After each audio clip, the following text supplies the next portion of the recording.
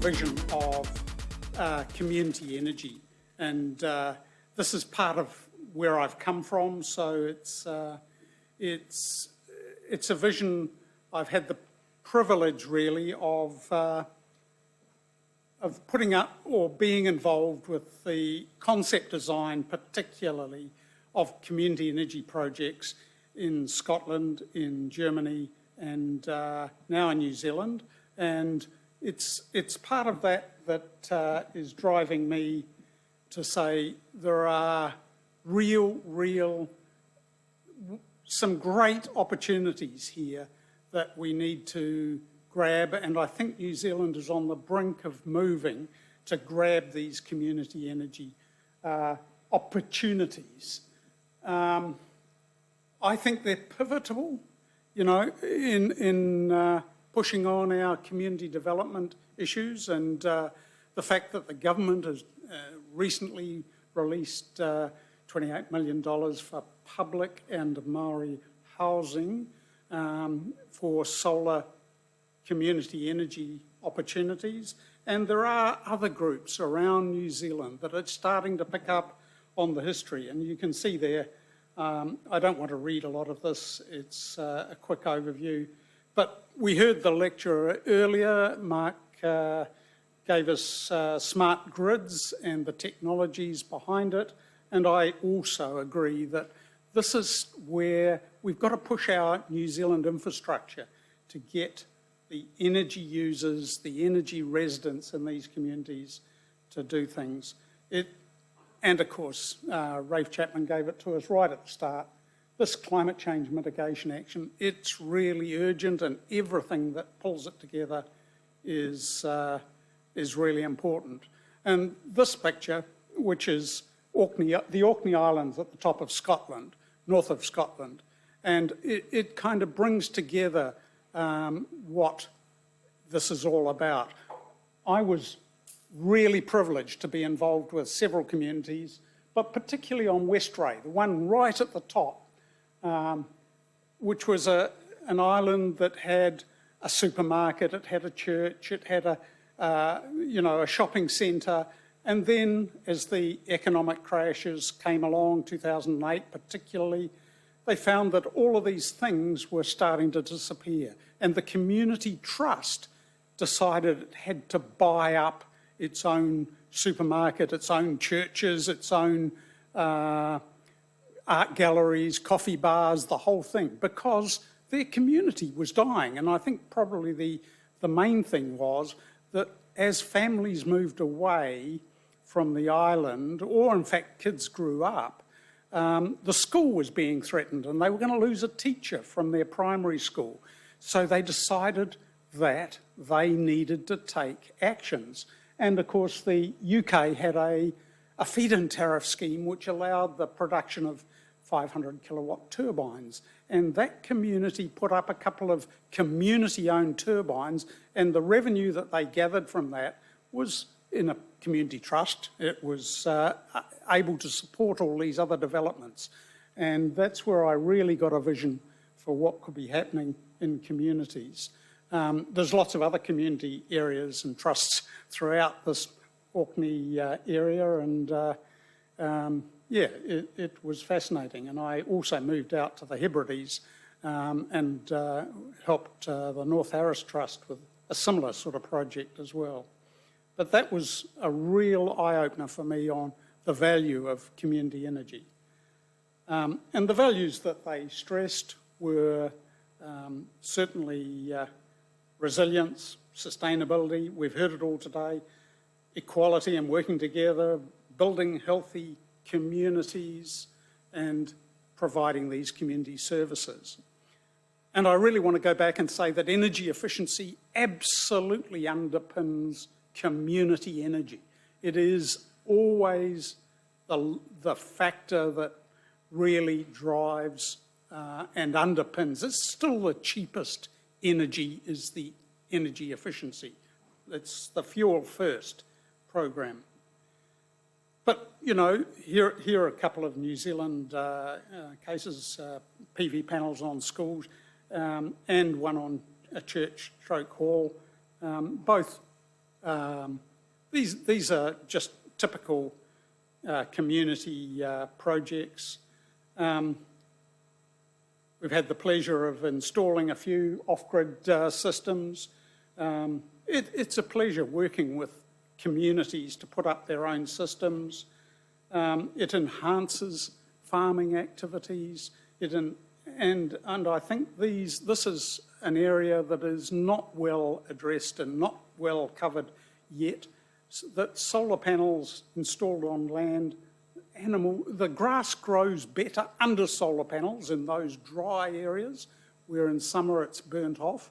If the moisture can be stopped from whizzing away, then grass actually grows better under solar panels than being left to the naked sun. And sheep love it. They love being under the shade as well, as do the chickens.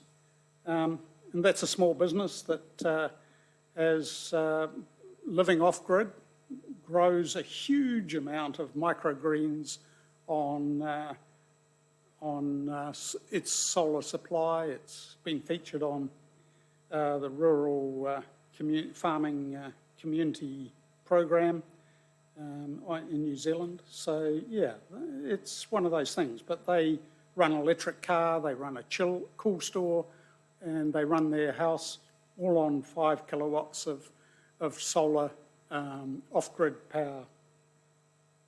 But, you know, rural community energy, there's whole ranges of them. In Germany, these were the sorts of things where they were growing crops and diversifying their farm activities. We don't get this yet in New Zealand, but I think it's going to come.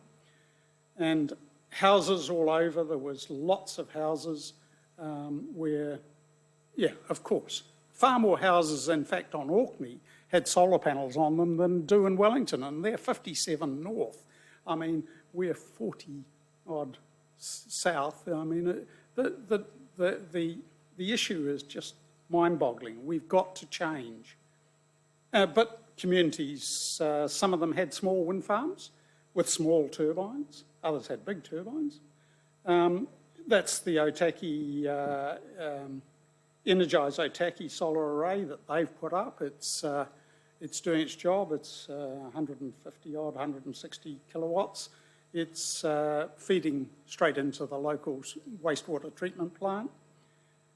And the New Zealand-made single-bladed turbine that the design engineers that used to be with Fisher and Paykel, when the Winton workshop closed, they set their minds to building something different. And this is beautiful, this machine, a single-bladed wind turbine that when it's got lots of wind behind it, it feathers itself out in a single way. It's really lovely. Powerhouse wind can be seen on the internet. It's a real beautiful turbine. But I think probably strengthening rural communities as well. I know we're talking a lot about cities and what is, but the energy togetherness that is North Harris out in the Hebrides of Scotland. And it's the kind of wild country where community energy schemes did flourish. And this brings us back to microgrids, and we got a session on that earlier. It's really interesting if we can bring together all of the components of renewable energy, of the network, of combined and community-sized batteries, and not just individual houses with panels and batteries. It's those sort of collective community-sized events and designs that I think are going to be really very, very productive in strengthening our edge of urban communities, and maybe long rural lines in New Zealand. Many marae are in a position where they're at the end of a long line up a valley, those sorts of places where we need these innovation. We need local generation along with energy efficiency and then education, training, the whole lot. So, and the real innovation that's come along, of course, is the cheaper and cheaper storage systems. these batteries that are really, really needed now to balance out the loads and help, make the networks work properly, facilitate simple and economical storage systems, even using the hot water systems, and supporting jobs, which of course is the other side of it. And I think we saw this before. Mark showed us, some of the things that balanced with batteries. I think I won't go into that. And my end is that climate change needs to happen fast, and communities need to lead this before it comes to some of the network issues that may be threatened if we don't get on and do this. This is a real tower that was being destroyed in Scotland, by the way, but it wasn't being destroyed, of course, by the community. I do fetch that. That was the industry bringing down one of its fastest way to take down a tower and put up another one was to, as you can see, the two sides of the legs were exploded. But I thought that was a very innovative way. They took the wires off first. There's no wires on it. And then they demolished the tower. Bingo, with explosives. So, yeah, I thought it was a really interesting sort of way. Whether they recycled it, I don't know. But I hope they did. Thank you. I hope that gives you a quick flash of community energy. We want to do this on projects coming along. The Wainui Mara Marae is the Marae project where we want to put this smart grid in. It's a project that this team based at the university here is working on, and I really look forward to seeing it in partnership, as someone said, with Kaingora, and we would like to see this go straight away. Anyway, thank you.